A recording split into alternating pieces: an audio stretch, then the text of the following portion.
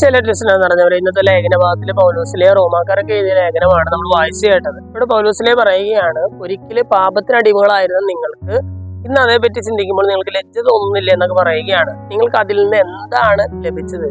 എന്ത് നേട്ടമാണ് നിങ്ങൾക്ക് അതിൽ നിന്നുണ്ടായത്?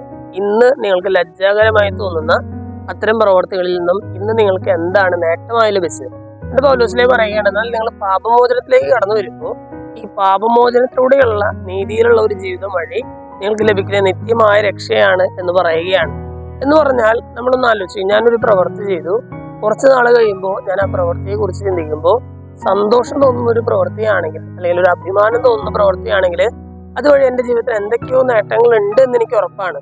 എന്നാൽ ഞാനിപ്പോൾ ഒരു പ്രവൃത്തി ചെയ്യുന്നു, കുറച്ച് നാൾ കഴിയുമ്പോൾ കുറ്റബോധത്തോടെ അല്ലാതെ ആ പ്രവൃത്തിയെ കുറിച്ച് എനിക്ക് ചിന്തിക്കാനായിട്ട് സാധിക്കുന്നില്ല എന്ന് പറഞ്ഞാൽ അതെന്റെ ജീവിതത്തിന് ദോഷം ചെയ്യുന്ന പ്രവൃത്തിയാണെന്നാണ് അർത്ഥം.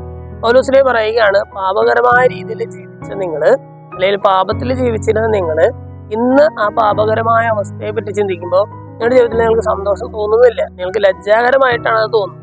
അതിൽ നിങ്ങൾക്ക് എന്ത് നേട്ടവും ഉണ്ടായി? സ്നേഹമുള്ളവരെ, ഇന്നത്തെ ഈ ലേഖനഭാഗം വായിച്ചു കഴിയുമ്പോൾ, ഈ വചനഭാഗം വായിച്ചു കഴിയുമ്പോൾ നമ്മളും ചിന്തിക്കേണ്ടത് തന്നെയാണ്. എൻ്റെ ജീവിതത്തില് പിന്നീട് ഒരിക്കല് ഞാൻ ഇപ്പോൾ ചെയ്യുന്ന കാര്യങ്ങൾ പിന്നീട് ഒരിക്കലും ഞാൻ ചിന്തിക്കാനായിട്ട് ഇടവന്നാൽ ലജ്ജാകരമായ രീതിയിലാണ് എൻ്റെ ചിന്തകൾ പോകുന്നത് എന്നുണ്ടെങ്കിൽ അത് പാപകരമാണ്. അതിൽ നിന്നും എനിക്ക് ഒട്ടും എൻ്റെ ജീവിതത്തിന് ഒട്ടും നേട്ടം ഉണ്ടാകാനായിട്ടുള്ള ഇടയില്ല.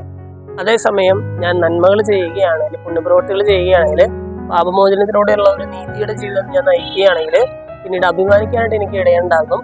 നിത്യജീവിതത്തിന് അത് കാരണമാവുകയും ചെയ്യും. പാപങ്ങൾ വെടിഞ്ഞ് നന്മ ചെയ്ത് ജീവിക്കാനുള്ള ഒരു കൃപയ്ക്കായിട്ട് നമുക്ക് പ്രാർത്ഥിക്കാം. ദൈവം നമ്മെല്ലാവരെയും സമൃദ്ധമായിട്ട്